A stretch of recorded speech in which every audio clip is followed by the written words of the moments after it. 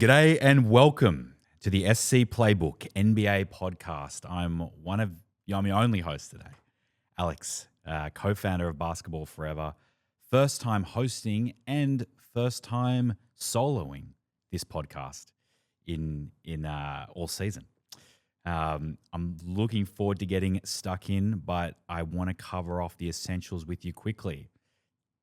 Now, I know that the SC Playbook team have made $1,000 as a cash prize for the top performer. I hazard a guess. I dare say, if you're joining now with the league code 142510, you've missed your chance. You're probably not going to knock off the top ranked subscriber. I have about 2 weeks left to prevent everybody in the group from winning $1,000. I'm going to try my absolute hardest, but you know what? It's competitive out there. It's a war of attrition. Everyone's in it right now. There's only a few points that seem to separate like the top 10 or top 15. So it's super competitive right now. I'm not sure how everyone's going to fare, but if you are joining, what you can expect is everything that you've come to expect from SC Playbook across NRL, cricket, EPL, and the NFL networks. Weekly podcasts recorded here, Bloke Studios. You can find us on YouTube, Apple, Spotify. We've got a team of contributors producing tons of articles, including myself, on the website throughout the season, every round of the season, all sports. You'll find it across socials, Instagram, Facebook, Twitter, TikTok, SC Playbook NBA for the rest of the season. And then, of course, you've got the rest of the socials for the rest of the sports. A great hub in Discord at the moment. That was something that we introduced mid-season or back end of the season. It's been I just find it like an incredible addition. Huge upgrade from the WhatsApp groups. The value is just like tenfold, and there's been no price increase for that. So it's going to cost you less than $2 per week, get you access to the entire network of sports. To subscribe, head to scplaybook.com.au and find the option in the menu. So let's get into it. First and foremost, I know we're midway through the week right now, but oh my goodness, week 20, the top three performers, and we got to talk about this. Luka, Nikola Jokić, Victor Wembanyama, with the exclusion of Shea, they're the three other top MVP frontrunners right now. It's not as competitive as it was earlier in the season, but there's still a couple of weeks left of the season. I think that the race could get a little bit tighter. Luka's really making a late season push. Nikola can really only afford to miss one more game. I think he's going to try and play every single game for the rest of the season. His odds have blown out, but I mean, that's going to shift off the back of just yesterday and today's performances. I mean, he's had back-to-back games of 20, and 20 just about. He had 137 last week. He was most people's captains. Luka top scored 163, Wemby 130. Somehow Nikola and Wemby seem to lose money. And when we look at sort of the top 10, a couple of regulars. Amen Thompson has been a regular fixture for most people. He was a big buy for a lot of teams heading into week 21. Nickeil Alexander-Walker, 108. He was one of the top bought players this week. He was like third, I think, at least for my team composition. Currently sitting on 51 this week. Definitely serviceable given that Jalen Johnson was going to and did miss the first game of this round. He's still got 3 games left. He had his one of those games today. He had 32. We look at sort of who was out and who was in. Cade was obviously the most traded out player for a lot of people.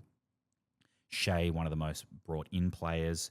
Jamal Murray, one of the most brought in players as well. And he has rewarded everyone handsomely today. 53-point performance to go along with Jokic's 20, and 20 just about. So, you've got Murray on 67 for the week with 2 games left. You got Shea with 70 points for the week in 5th place. Cooper Flagg, 73 at 4th.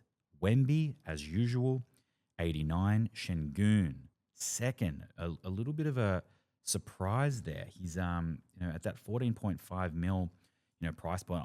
4 games this week, a pretty good schedule. I didn't opt to bring him in. I couldn't really afford him while I'm running this Jokić Wemby duo, which I've been a huge fan of for the past 3 weeks. Being able to have one of those in your flex and one of those in your center position has proven to be incredibly fruitful.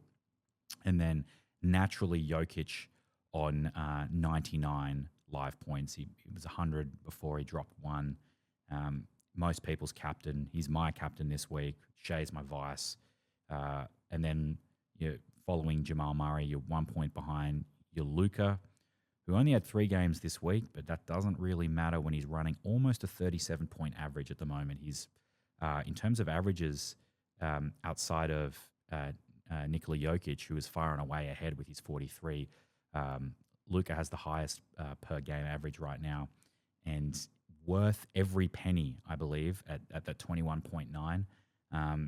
He's becoming more and more expensive again, but a great addition for everybody at the moment. And then a couple of the other guys that everyone's been bringing in, of course, Josh Giddey is a pretty has been a mainstay for a lot of people. Kawhi Leonard, he was day to day. Some people bit the bullet and decided to bring him in anyway. I was one of those people, and I've been rewarded with him suiting up for the first 2 games. He's got 55 across those to start. Not too shabby if he can keep up that pace. So that's a little bit of the lay of the land. I think most people right now are heading into their grand final. If not next week, the week after, but most people it seems to be next week. A couple of things to probably keep an eye out for is number 1, Paul George is back. He'll be returning. You have to give some consideration to how that's going to affect a lot of the people that have Edgecombe and the people that are still including Embiid in their lineups, all the rest. Cade is obviously out for at least another week. Dennis Jenkins has been absolutely cooking. I'm going up against someone right now in my league who, I'm a conservative operator. I have been all season. It served me well in the rankings. I've been able to hold, I'm currently sitting at 19th overall. I haven't had any movement week to week for the past 2 weeks. I've kind of held that position. Again, I've tried to be pretty consistent, but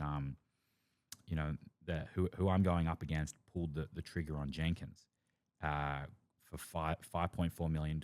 A great way to spend that money. 52 so far to start the week. I'm falling behind in my head-to-head, and I probably won't hold that position. I went all out on Kawhi, Murray, Jalen Johnson. I knew Jalen Johnson was going to be out, and he was only going to be available for the 3 games, and that sort of cooked me. But I didn't have enough trades. I'd burnt my boost earlier in the season, and that was that. I wasn't going to be able to make any other moves. I had to cop the 3 games. Reed Shepherd in my starting lineup wasn't ideal. He was not too bad, 29, and if he gets 2 more good games, maybe that becomes serviceable. But those that ran the Giddey, Amen Thompson, and Jenkins trios of bringing those players in have so far definitely been rewarded in terms of ROI on the money spent there. Bam as well, 38. He's really starting to cool off after that historic Supercoach performance. I don't know what the final score was for his performance. I'm positive it would have been touched on the podcast while I was away, and I imagine it was the greatest Supercoach scoring performance ever, particularly for NBA, even if you were to backdate for all the previous seasons. The other main points are probably the Luka and Jokić heat check at the moment. They're both sort of really going toe to toe here to try and compete with Shea for the MVP. I'm not sure how. It's going to take a lot for Shea to fall down. He's paying $1.08 right now. So most would consider him a lock. I don't understand the odds. I think it's a lot closer. I'm expecting some crazy Luka performances to end the season. I'm going to absolutely keep him in my lineup. If I have having a quick look right now, LA Lakers are there.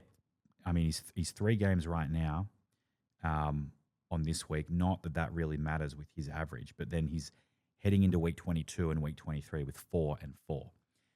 So you want to have him in your grand final if you're going head to head, and even if you're not, it doesn't matter. He has a must buy, a must own. I'm expecting some crazy numbers to end the season and in this run home. He's got MVP aspirations squarely in his sight, and that's going to be reflected in his performances, I think. The big ones to look out for next week: Denver, 2 games.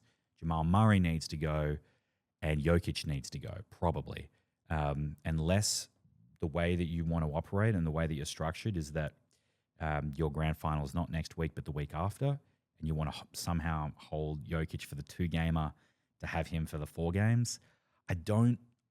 You could. I don't know if I'm going to be capable of doing that. I think we've had this discussion before, and Jokić is absolutely he's viable. He's viable on a 2-gamer because he can get you 100 points. But for the money at the tail end of the season, when it's so close as it is, if you've got the trades, in your arsenal, I would probably recommend distributing that money a little bit better if you can. It's unfortunate for me because to get 2 Denver players out of my team, I do need to use 2 trades and then hope for the best.